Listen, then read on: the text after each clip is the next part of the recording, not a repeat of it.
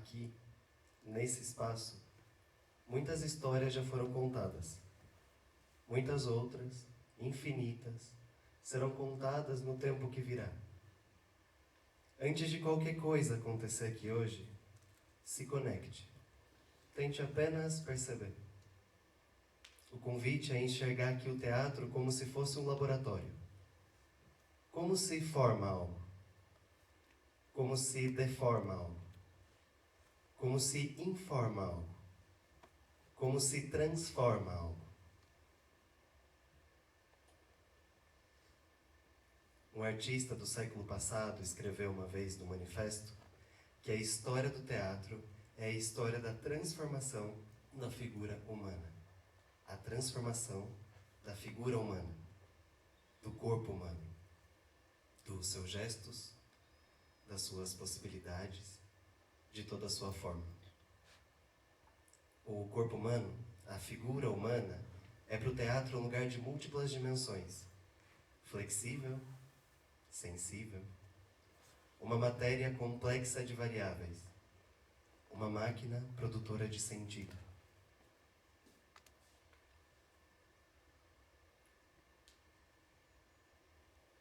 É como se esse palco daqui, de hoje, fosse uma maquete.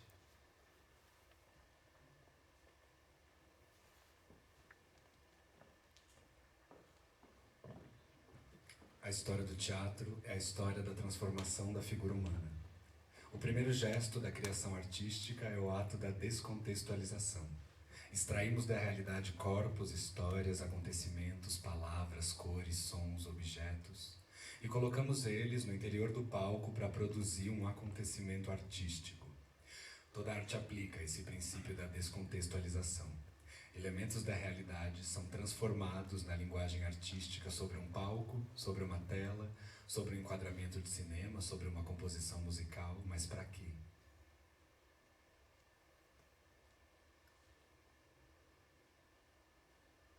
Por que descontextualizamos, simplificamos e reorganizamos os elementos da realidade? Para mim, é um lugar no qual a gente pode reobservar, mas não observar apenas com os olhos.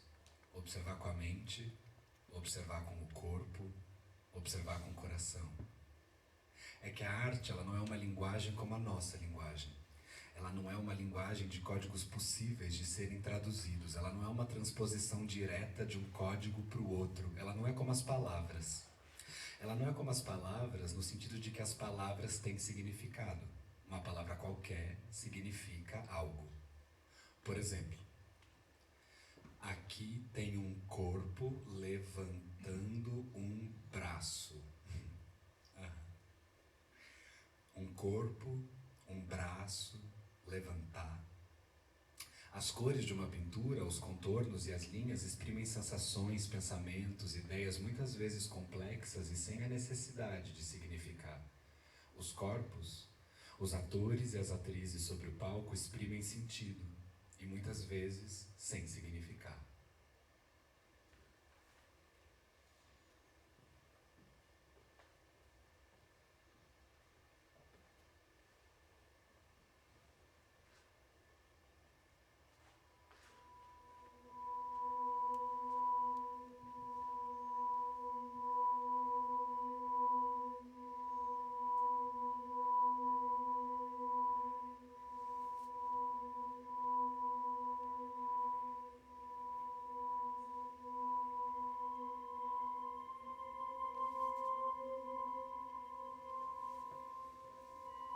A gente sabe o que um som significa?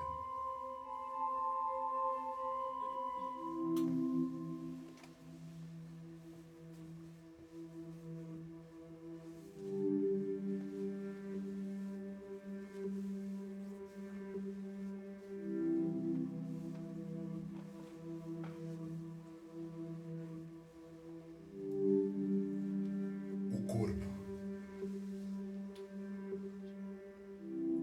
Se pensarmos no humano sobre o palco e fizermos o abstrato exercício de percebê-lo como um corpo, como uma figura, e assim descrever as partes que a compõem, nós temos seus braços, Duas linhas que podem funcionar como paralelas, duas linhas possíveis de se movimentar simetricamente ou assimetricamente.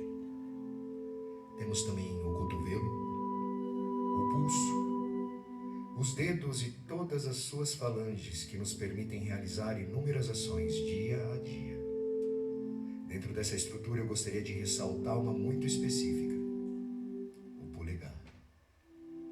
O polegar consegue realizar uma rotação de 90 graus, ficando perpendicular à palma da mão, enquanto os outros dedos conseguem apenas um ângulo de 45 graus.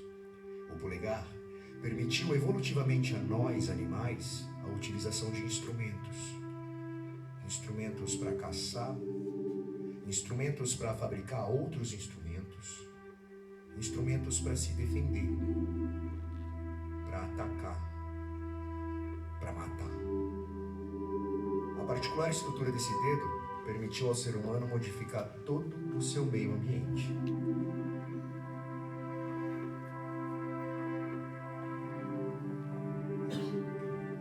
Na gramática da figura humana, existem também as pernas, uma complexa estrutura de ossos, músculos, articulações que nos permitem andar, pular, girar, ficar de pé. Alguma vez pararam para pensar o que é ficar de pé? No contato com o chão, o pé recebe uma informação que equilibra numa equação perfeita com o joelho.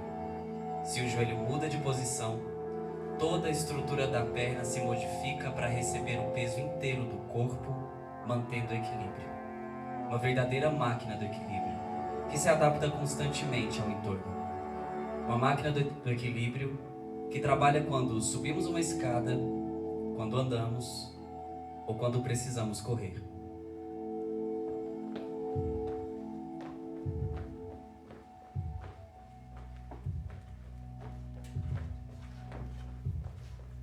O corpo humano é uma máquina maravilhosa. Uma máquina maravilhosa que, apesar das suas limitações, possui infinitas possibilidades. E essas possibilidades resultam da operação simples de dois movimentos de articulação. A primeira delas é a inclinação.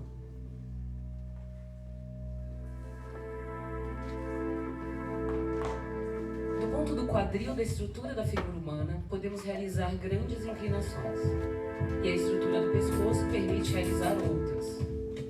Utilizamos as inclinações constante e inconscientemente em quase todas as nossas tarefas cotidianas. O segundo tipo de articulação é a rotação. A rotação, junto à inclinação, permite a movimentação de todas as estruturas do corpo, construindo gestos, ações, qualquer tipo de composição e articulação da figura humana.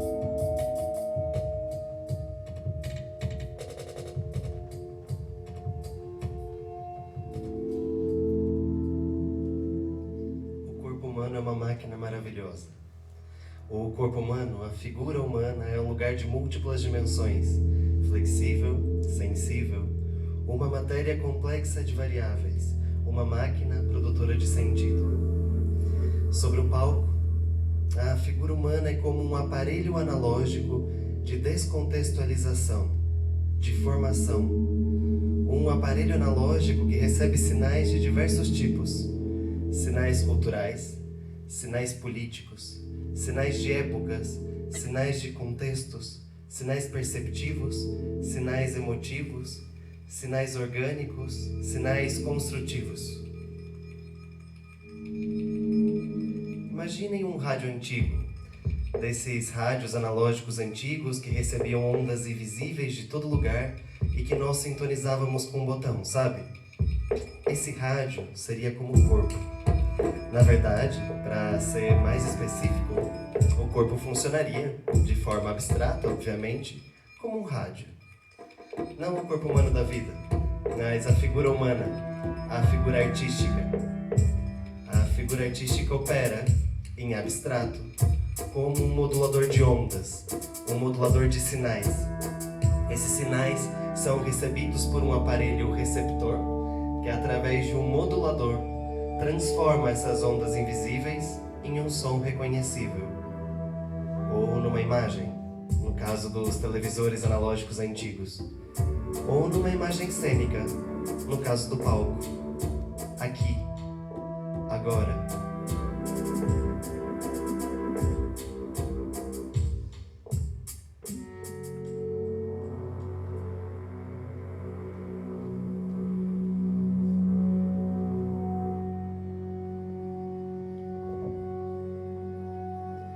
As composições orgânicas são quaisquer das infinitas composições que o corpo humano realiza de maneira cotidiana. E em todo lugar, não só dentro do palco. Numa praia, num parque, numa aula, assistindo agora uma peça de teatro, por exemplo, existem infinitas composições orgânicas possíveis. Uma composição orgânica expressa um estado. Um artista do século passado escreveu uma vez um manifesto que a história do teatro é a história da transformação da figura humana. A transformação da figura humana, do corpo humano, dos seus gestos, das suas possibilidades, de toda a sua forma.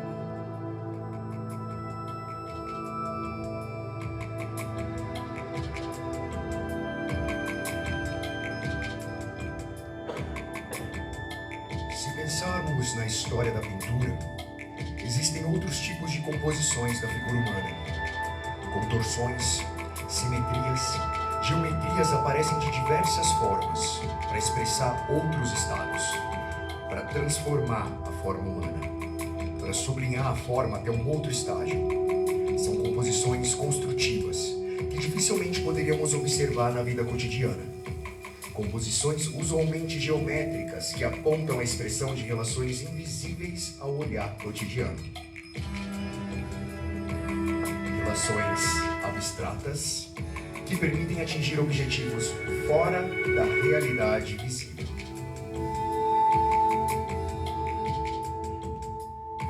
As composições construtivas relacionam-se com elementos da arquitetura, da matéria, espaço. Lembram do humano vitruviano do Leonardo da Vinci? Pois bem, se desejamos estudar a proporção das estruturas do corpo humano, precisamos de relações invisíveis ao olho realista. Precisamos de um olho abstrato. Então, eu convido vocês a pensarmos juntos sobre a arquitetura do corpo. Passo 1. Visualizem um corpo. Passo 2. Imaginem esse corpo em movimento. Passo 3. Observem como, a partir dos deslocamentos, surgem as linhas de composição. Um braço passa paralelamente pelo horizonte e se coordena com o joelho projetado sobre a mesma linha horizontal. Uma rotação do tronco desloca a arquitetura do corpo em relação ao eixo vertical. Observem como a mínima rotação ou inclinação de uma parte do corpo produz um deslocamento de planos abstratos dentro do espaço. Quando pensamos de forma construtiva, uma infinidade de pontos, linhas e relações aparecem. Pontos, linhas e relações que, uma vez visualizadas, parecem óbvias, não é?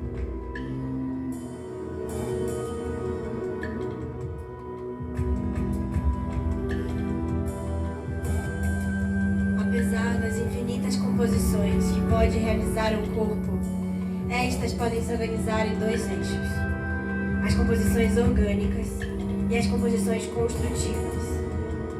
Dentro das composições construtivas existem relações apropriadas pelo sinal da cultura, pelo sinal da política, o sinal militar, o sinal esportivo e o sinal religioso.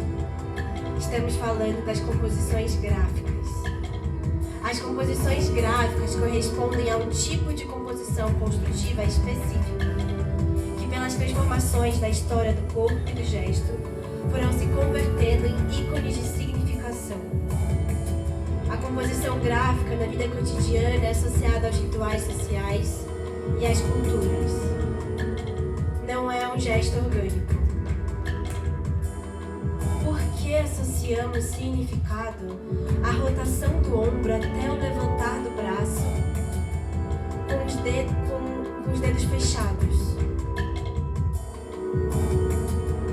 Ou por que associamos significado à inclinação de um braço estendido com os dedos apontando para uma diagonal e o polegar no centro da mão.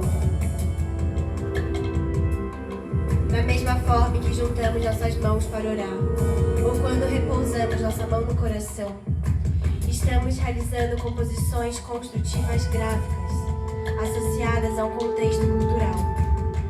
Existem gestos contemporâneos, gestos perdidos no tempo, gestos fabricados pelo teatro, gestos produzidos pela arte pictórica.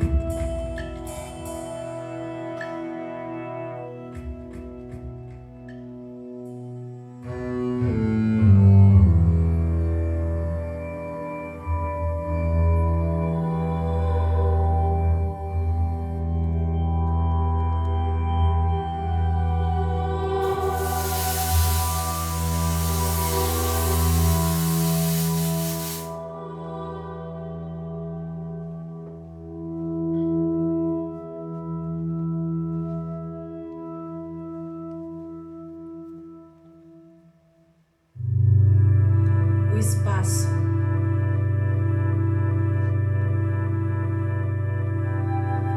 O corpo é uma massa que ocupa um volume no espaço.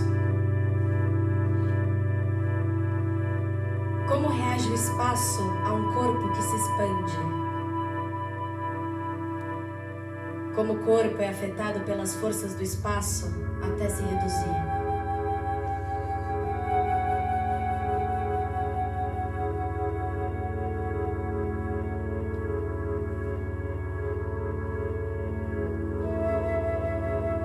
A priori, o espaço não contém nenhuma forma pré-determinada.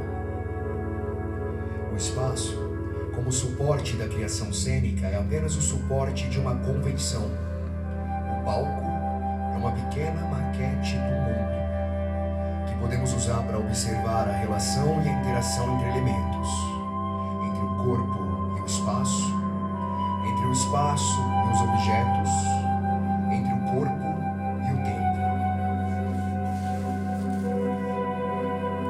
Para facilitar o exercício da imaginação, eu convido vocês a delimitar a imensidão do espaço. Percebam como o palco se transforma num espaço de observação. Uma observação analítica, científica. Percebam como esse recorte que acabaram de realizar com a ajuda da mente determina um novo tipo de relação. O interior e o exterior. Observem as relações.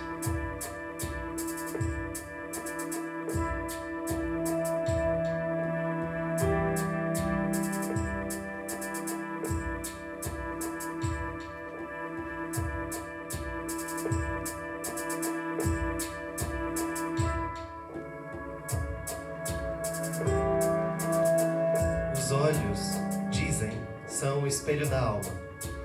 O olhar possui uma força que organiza e expressa relações com o mundo. O olhar fala, o olhar escuta, o olhar julga, o olhar sente, o olhar reflete, representa, constrói relações, narra. O olhar ordena, interpela e descobre relações. O que sentimos quando vemos uma pessoa olhando para o interior? A ação do olhar, realizada no espaço descontextualizado da cena, se constitui como um elemento fundamental da percepção espacial. Quando observamos um corpo, dialogamos, enfrentamos, amamos, interpelamos, convidamos o outro a olhar-nos.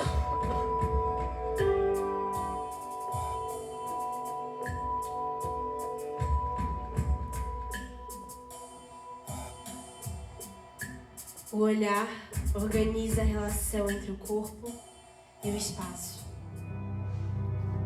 Olhar para o exterior convida quem observa a interpretar relações inexistentes.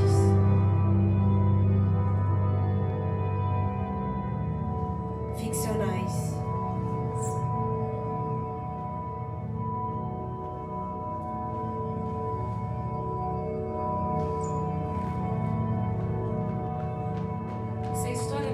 abstrato é a história da transformação da figura humana, o suporte dessa transformação é o espaço. Através de retângulos abstratos, representamos os nossos pensamentos para abarcar a imensidão da realidade. Sobre mesas retangulares, dentro de salas de aulas retangulares, escrevemos em nossos cadernos retangulares o que aprendemos de lousas retangulares. Depositamos nossas histórias e narrações em livros retangulares.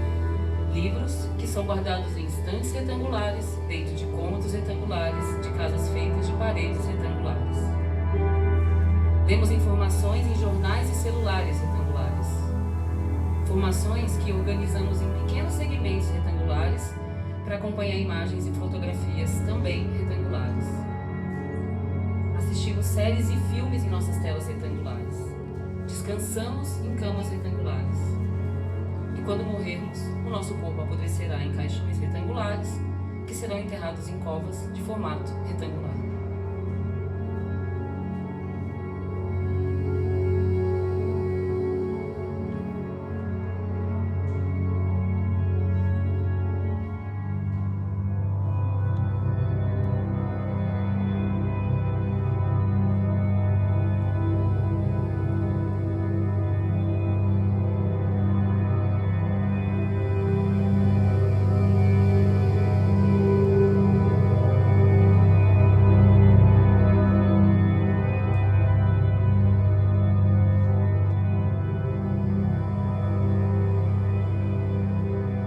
O espaço possui um poder organizador. Linhas verticais sobre o espaço hierarquizam elementos. O centro de uma composição oferece um protagonismo monumental à figura. Lemos o humano no centro do mundo. Mas o que aconteceria se nos relacionássemos à margem? Como se forma algo? Como se deforma algo? Como se informa algo? Como se transforma algo? São linhas. São linhas abstratas que permitem observar relações invisíveis ao olho cotidiano.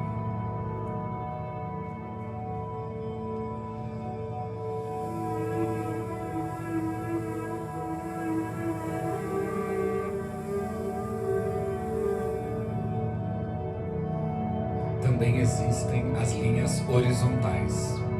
O simples deslocamento de corpos no espaço constrói relações. Se tivéssemos um registro de todas as encenações, poderemos reconhecer épocas e gestos de criação na história do palco. Hamlet, mobilizado pela vingança da morte do seu pai, debate entre se deve ou não deve, entre se deve ser ou não ser, entre se deve agir ou não agir. Antígona e Creonte, após a batalha entre Polinices e Etéocles, debatem se o corpo do irmão traidor deverá ser julgado pelas leis dos humanos ou se poderá receber o digno trato que as leis dos deuses conferem. Compomos sobre o palco.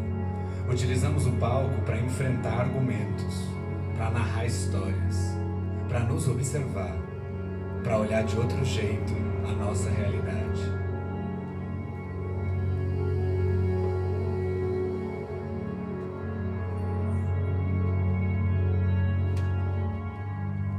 Sobre o abstrato espaço cênico, figuras geométricas aparecem.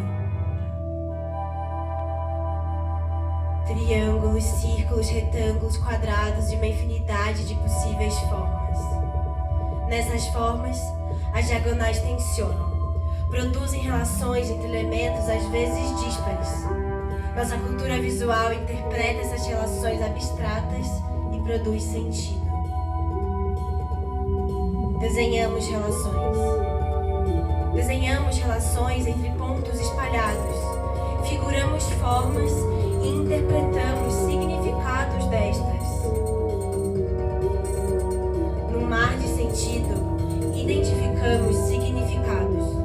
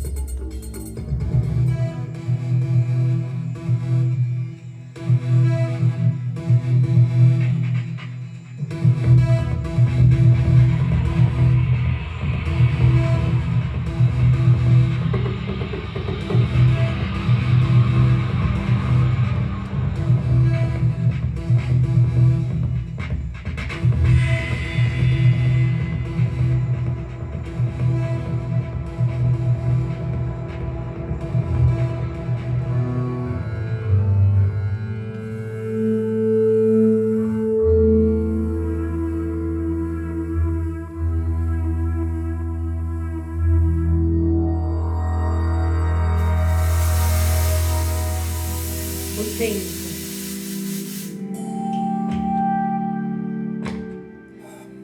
Uma vez um teólogo disse algo curioso sobre o tempo. Eu sei o que é o tempo, mas se alguém me perguntasse, eu não saberia explicar. Percebemos o tempo, mas não sabemos o que ele é. Percebemos o tempo através da sucessão de eventos. Às vezes o tempo se repete. De segunda-feira até domingo, uma sucessão de eventos acontece e sabemos que outro ciclo vai acontecer quando a segunda-feira voltar. A repetição de uma estrela que passa pelo firmamento marca uma passagem do tempo. O período da colheita, o ciclo lunar, a volta do ponteiro do relógio, o dia, a noite, o ano novo. São ciclos, são repetições que marcam ciclos.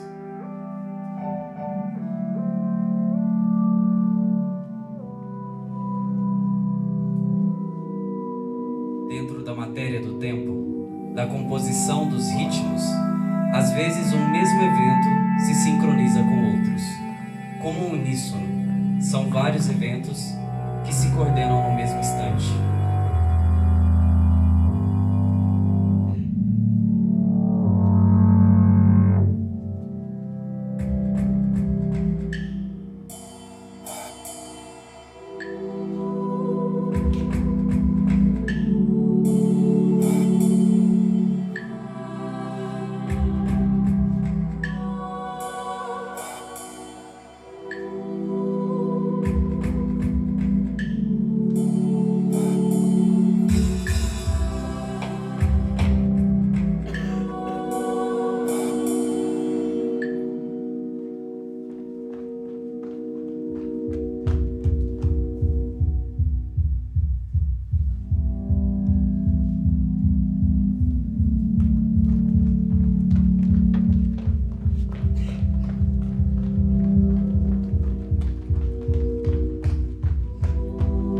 Percebemos o tempo através da mudança das coisas. Sabemos que algo aconteceu antes, porque isso que estamos observando agora, de alguma forma, teve que chegar até aqui. Se fechássemos os olhos e conseguíssemos, de uma forma abstrata, congelar o tempo, deter completamente um instante, seríamos capazes de imaginar para onde, ou melhor, para quando isso avançaria?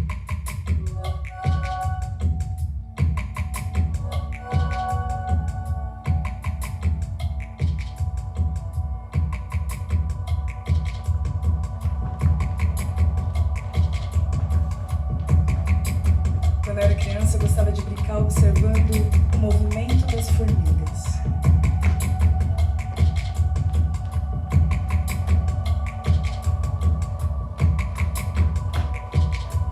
Às vezes, sem maldade, eu gostava de interferir no caminho delas só para ver como elas se reorganizavam e conseguiam, de uma forma ou de outra, manter o caminho da trajetória delas.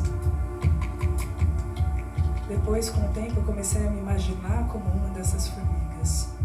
Uma formiga seguindo as mesmas linhas invisíveis, mas dessa vez não determinadas pela natureza, mas por arquitetas e arquitetos que determinaram o tempo no qual andamos.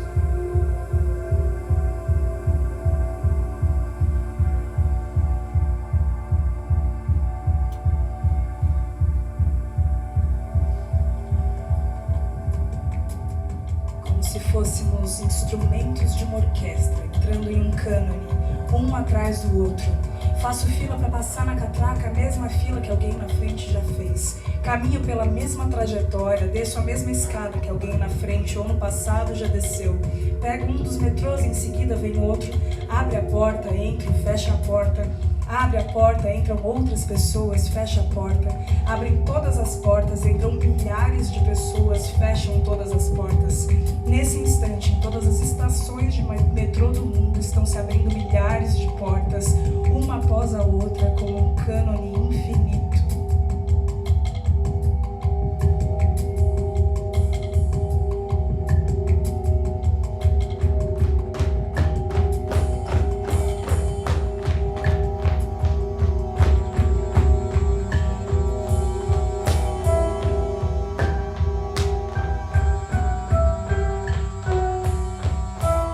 O tempo é uma matéria estranha.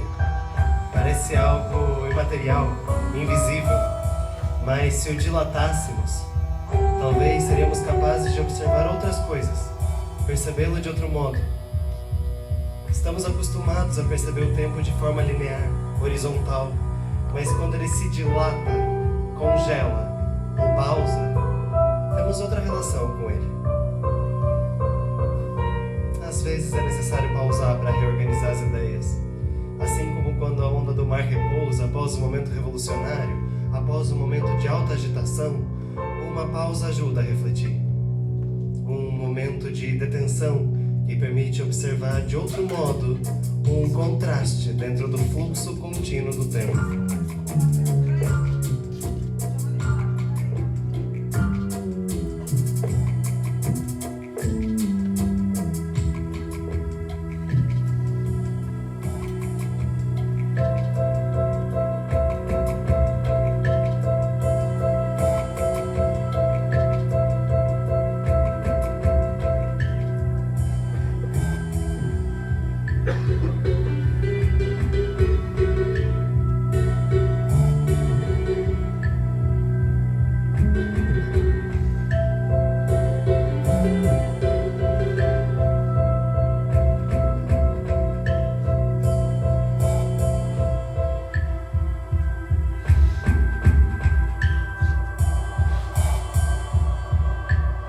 Às vezes o tempo se repete.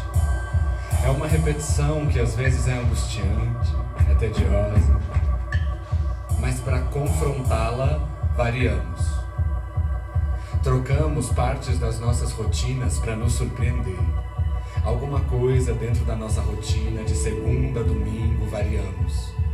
Variamos para viver, variamos para ressignificar. Dividimos o tempo. Pegamos fragmentos do tempo e os reorganizamos.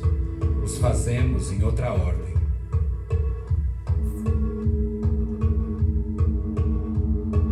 A mínima mudança da trajetória forma um novo sentido com o qual a gente pode continuar.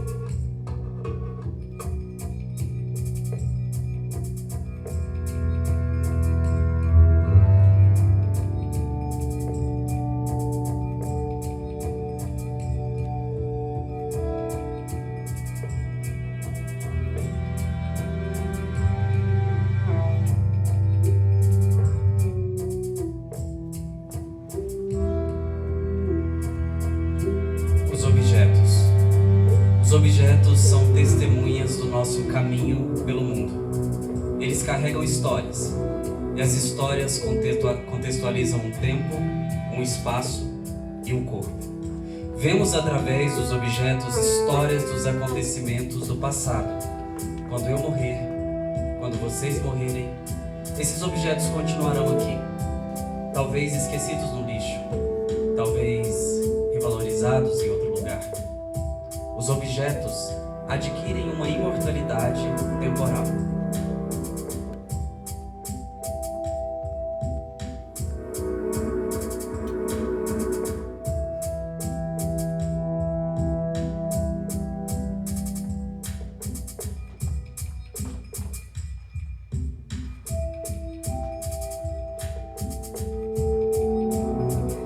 Existem os objetos cotidianos. Às vezes nem prestamos atenção neles.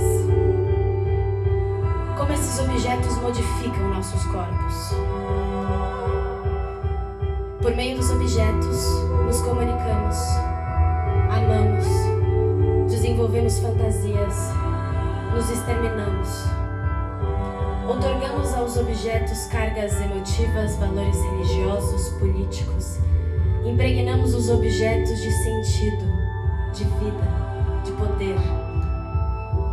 Os objetos determinam como compreendemos o mundo. A forma como combinamos os objetos cria nosso espaço, nossa atmosfera, nossa personalidade. O objeto sobre o espaço forma, informa, deforma e transforma, assim como as palavras, assim como os gestos de um corpo, assim como a forma do tempo que organizamos.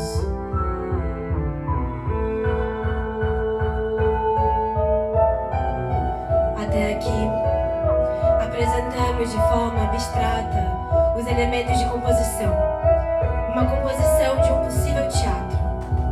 De um teatro que poderia acontecer hoje, ou talvez no futuro. Mas e se fizéssemos o esforço de pensar para fora da caixa preta do teatro? Desse cenário convencional que apresentamos? Poderíamos levar essa arquitetura cênica para outro lugar? Poderíamos levar o que hoje aprendemos nesse laboratório chamado teatro para outro lugar?